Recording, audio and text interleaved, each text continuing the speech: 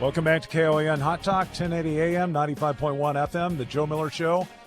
We're also streaming live. If you're across the nation or in the far reaches of Alaska and can't reach us, go to joemiller.us. Upper right-hand corner, there's an icon there. Click on it.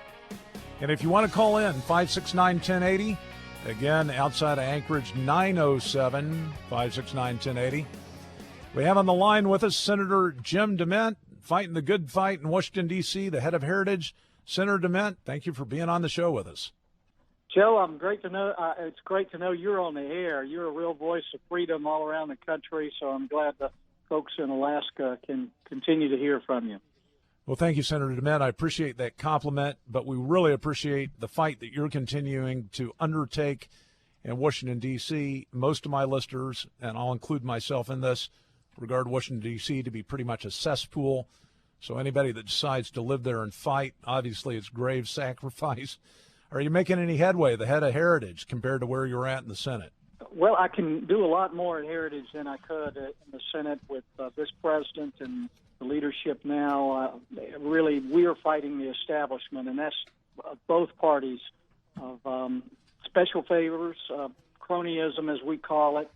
And what we found, Joe, is we've talked to people all over the country, whether they're rich or poor, minorities.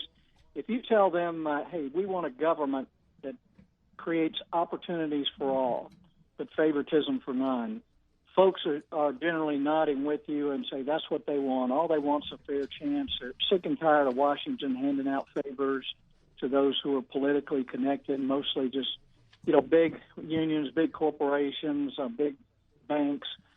All of us are frustrated with it. So a big part of what we're doing this year, along with a lot of leaders in the conservative group, is just to point out to Americans when Congress has actually got to vote on something related to opportunity, like more education choice, or related to cronyism, like the Export-Import Bank, which will come up for a vote in a couple of months. But a lot of these things go on without people knowing about them. But we just need to make sure that they do know, so when folks vote for cronyism, that everyone around the country knows.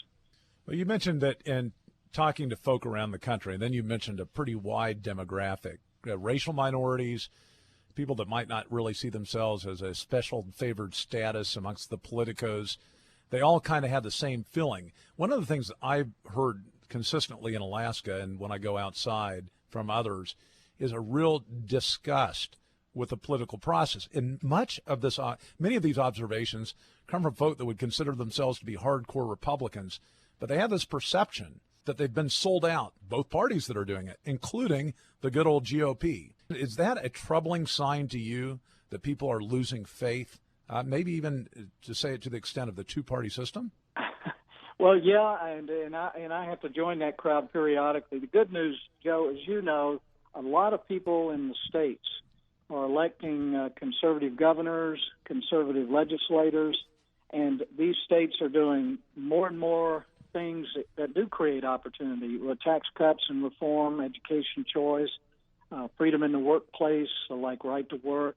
And the states are making a difference, and that's really what we're trying to spotlight as we go around the country. A lot of actions at the state level, and states can do a lot to create opportunities, to attract businesses, create jobs. But we've got to keep fighting at the Washington level because all the regulations, the taxation, the cronyism, smothers opportunities at the state level. So we're trying to work both sides of it. There's a positive dimension to what we see from the GOP at the state level with over 30 governors now. But at the federal level, it just seems that we just don't have enough Republicans or conservatives there willing to stand up and fight. We had a guest on this program a week and a half ago, constitutional law expert, and she opined that D.C. has lost focus on the states. That's where activism needs to be. My concern with that approach is that assumes that you're going to have a Supreme Court that's agreeable with an originalist construction of the 9th and 10th Amendments. Do you think we can risk forgetting about D.C. and just focus on the states? No, we can't risk forgetting about D.C. We've got to do everything we can to minimize the damage. The more states do the right thing, Joe, the more we can point to states like Arizona that created education savings accounts, and it's helping poor kids or rich kids minorities of all status, and you can roll over money you don't spend. And people are beginning to see that this is an idea. When we have an education choice forum anywhere in the country, we have people from the left and the right and black and white. It's pulling the country together. So that's the kind of thing that we want to get more of. And now the courts can get in the way. Now, the courts could take away the rights of states to determine that marriage is a union between a man and a woman. If they do that, it's a huge step backwards for our country.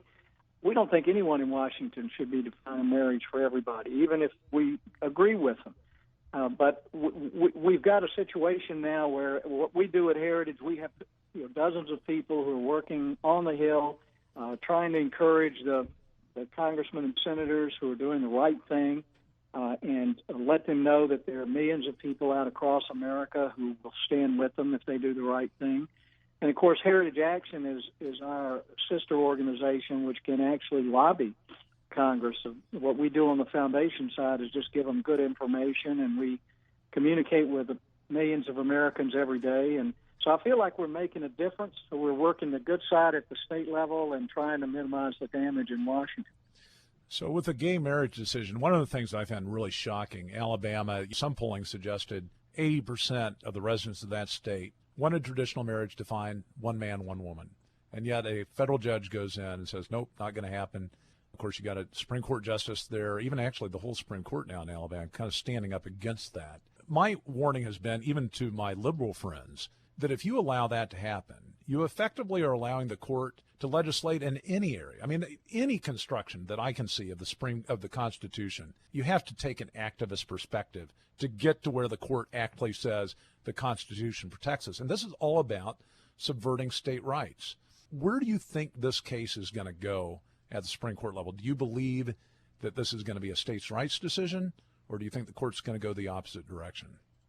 It's hard to guess on it. The first big decision is related to Obamacare and the subsidies, which is something we're trying to get ready for at the state level. And then probably a month later they'll announce a decision on whether or not people in states have a right to decide what marriage is for themselves. Now, I agree with you, Joe. I mean, this is a huge step in a bad direction if a federal court decides that people in states like Alabama cannot make that decision for themselves. This is an institution of civil society that's years old, and it's for someone in Washington to start making those kind of decisions for every American is a grave situation in my mind.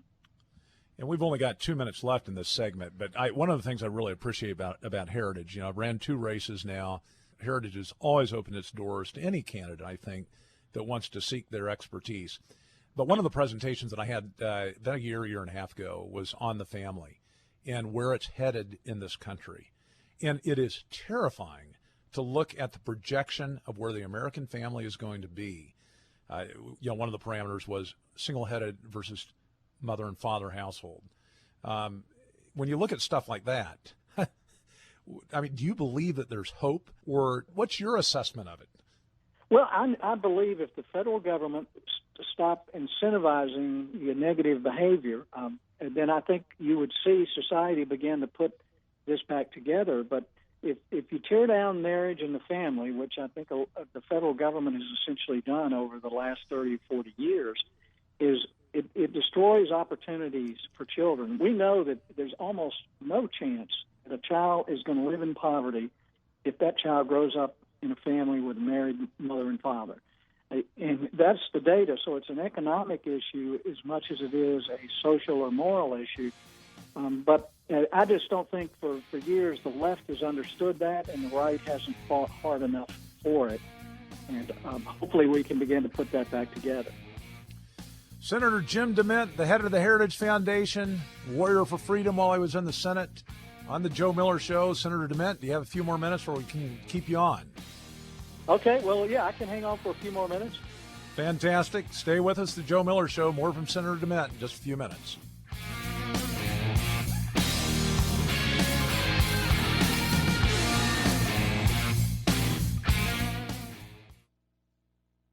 Welcome back to KOAN Hot Talk, 1080 AM, 95.1 FM. The Joe Miller Show. We're honored to have with us Senator Jim DeMint. He's the head of Heritage, a warrior in the Senate. We miss him there, but he's doing good work where he's at now. Senator DeMint, thank you for staying on with us. Joe, thanks for keeping me on. So we were talking during the break about some of the changes that you've experienced since you've been at Heritage. One area that really piqued my interest is the statement that you made that with respect to foreign policy, apparently you're getting a little more accurate or perhaps straightforward information than you got when you were in the Senate. Can you explain? Yeah, I realize, and they actually see what we're doing at the Heritage is more important many times as someone in office, because they know we're advocating the right ideas with people on the Hill. But when they come talk to us, Joe, diplomats from countries, and again, we've met with people, Japan, Taiwan, Korea, as well as a number of countries in Europe, particularly the former Soviet republics, who are very concerned about Putin. But they will talk to us in much more open and honest terms than they would when I was an official member of the government as a senator or to the State Department.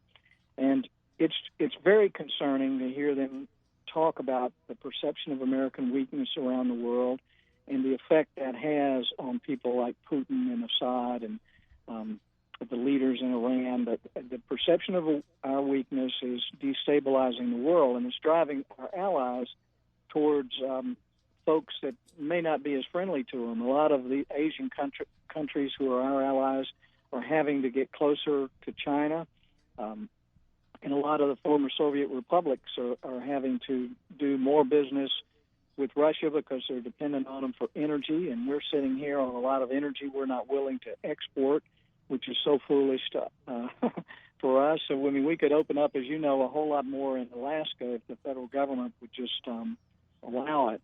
And that would not only improve our own economy, but improve our stature in the world. Well, and in fact, what happened in Ukraine and Crimea, it almost as if we've given a green light to Russia to be expansionistic. I mean, it has to be terrifying to the former Soviet republics as to the fact that the United States won't take a stand, won't do what's necessary to prevent that.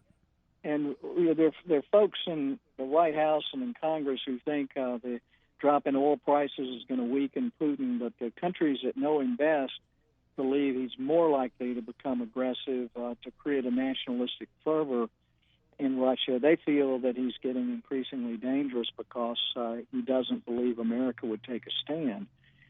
So I think a lot of us, or a lot of Americans, have forgotten that the Americans, that our strength and the perception of our strength will keep us out of wars, because people don't do what Putin's doing if they believe we have the capacity and the will to respond. But once they don't, it can create all kinds of trouble, which will eventually bring us into a much larger conflict. Right. Appeasement doesn't work, does it? No, it doesn't. And human nature hasn't changed. And I think what Putin is doing is surprising Obama and Biden. They think this is something from the 60s and 70s. What they don't realize is human nature doesn't change, and politics is about power. And Russia just recently, I think it was last week, it was reported running strafing runs with Su-35s over NATO ships outside of Europe. You know, they've run bombers up against the Alaska coastline. They've done it to the Nordic countries. It's not as if this country has been truncated at all or weakened any by the lowered oil prices.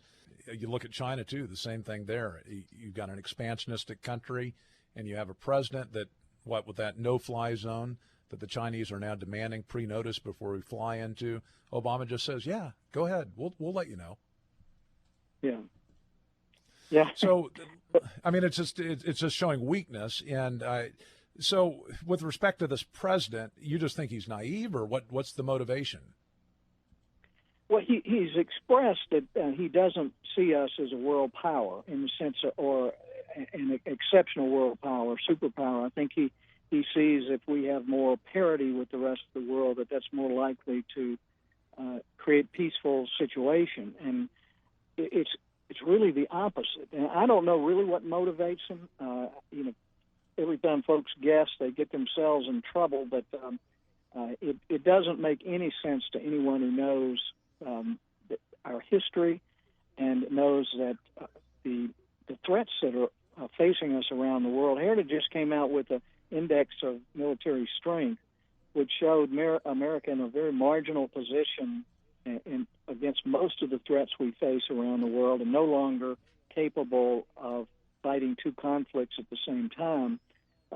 This needs to concern everyone, and it's not just a matter of spending. It's really a matter of commitment and prioritization.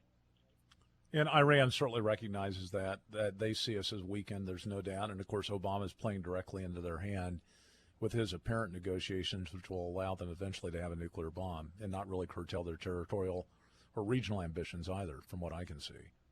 Well, that's a real concern. I was in Israel a couple of years ago, and it was so apparent when you talk to the folks in government and out of government that they will never live in the shadow of a nuclear Iran.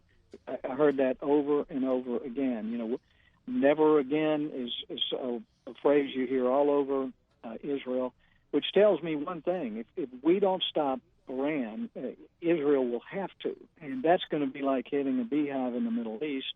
And we have to get our allies together and take a firm stand against Iran, and we could do a lot more with sanctions than we have, but there's no reason for us to capitulate to them having a nuclear bomb, because all it's going to do is cause Saudi Arabia, others to develop nuclear weapons, and it's going to be a mess. Senator, I want to give you enough time to talk about your initiative to just briefly net neutrality. I just opened my Firefox browser just a little while ago, and it says, thank you for net neutrality in the public interest. Is net neutrality, as Obama perceives it, in the public interest? Absolutely not. The Internet is one of the things that is working in this country because it has been unabetted by heavy regulations, like we used to see with the Bell telephone, and when we had the same dial phones for decades. But what the government is doing is trying to solve a problem that doesn't exist. We haven't had any problem with the Internet, and what they're trying to do is say that someone who puts down the fiber, someone like a Verizon who's putting a network out there, cannot charge different rates if you're streaming a lot of video versus just getting an email. When I check into a hotel now, I can get free emails, or I can pay a little bit if I want to get video, or pay a lot if I want high speed. And what they're trying to do is say that the networks cannot make that decision for themselves. And what you're going to find is this is just a first step into a regulated monopoly industry in the Internet. And folks really need to say, this is ridiculous for the federal government to get involved with something that is working. And we don't have any situation where people have been cut off. There's no example of a real problem. So this is really just unnecessary intervention into the private sector here. But we're going to pay a heavy price. The consumers will pay a price. Everyone will be paying more for services that they probably could have gotten for free if they had just allowed competition to continue to grow. DHS bill, briefly, everybody here disappointed, at least on the conservative side of things, that it passed out without the president being confronted on many of his excesses, including amnesty. Your thoughts, briefly? Well, unfortunately, everyone believes, and maybe rightly, that the president would let Homeland Security suffer to make his point on amnesty. But the Republicans have to take a stand at some point, or the president's going to keep running all over them and running all over our laws. They needed to fund Department of Homeland Security, but they should not have funded amnesty. And that was just not a good signal to the judges who are looking at this thing now, that Congress basically went along. So we're very, very disappointed. We think it's very unwise, and all it's going to do is embolden the president, keep pushing them in the wrong direction on things like the debt limit and other things that come up. Senator DeMint, just a few minutes left. I want to give you plenty of time to talk about this new initiative that Heritage has put out. It's called Opportunity for All, Favoritism to None. Can you tell our listeners about it and how they can get involved? It's the kind of the two buckets that people look at what government does. One is they want the government to create a framework that allows everyone to have a fair chance, to have opportunity. But they don't like government picking winners and losers, playing favorites with politically connected people, what we call cronyism. And really, there are a number of people, conservative leaders, conservative groups, who are taking up this mantle. And we're just going to be promoting ideas like energy development, which creates opportunity for everyone, or education choice, opportunity for everyone, and tax reform, the things that help this country create more opportunities for people. And then on the other side, we're going to point out whether it's sugar subsidies, ethanol subsidies, oil subsidies, the Export-Import Bank, which is just a big bank for Boeing and Caterpillar and General Electric. But all of these things that play favorites in Washington, it just makes people just sick and tired of politics. So what we want to do is just say this is the conservative promise to America: opportunity for everyone, but favoritism for none. And point out as we go along what are the policies that fit in those two buckets. And where do people go to find out what those policies are that you guys have identified at this point? They can go to heritage.org, or our sister organization, heritageaction.com. Both of those will, I think, give you a lot of information you need, probably more research than you ever want to read on different policies, and a lot of what states are doing to improve opportunities for people. So I think that's all we can expect of government, Joe. They can't make us successes. They can't guarantee success, but they can create a framework and environment where all of us have a fair chance at an opportunity. Well, and I think that's one of the, like you said, I mean, it's one of the major issues that people have with government. They see that basically how it reacts is to the pressures the special interests have put them there and continue to stay around them in government. And that's what also unifies, in many cases, the two parties, making folk think that, we don't really have much of a bipartisan system. But we're going to continue to fight. I know that you're doing your part, Senator DeMint. Everybody here is cheering you on, I can tell you that much. We appreciate anything we can do to support us, so keep us informed from time to time as to how we can help. Will do, Joe. Thanks for what you do every day, and thank you for your listeners. Let's just stay active and stay informed. Thank you, Senator DeMint. God bless. Senator DeMint, fighting the good fight in D.C. He's got lots of enemies up there, but keep him in your prayers so he does the right thing and so that he can have the impact that he's been called to. More with you here in just a few. Stay with us, The Joe Miller Show.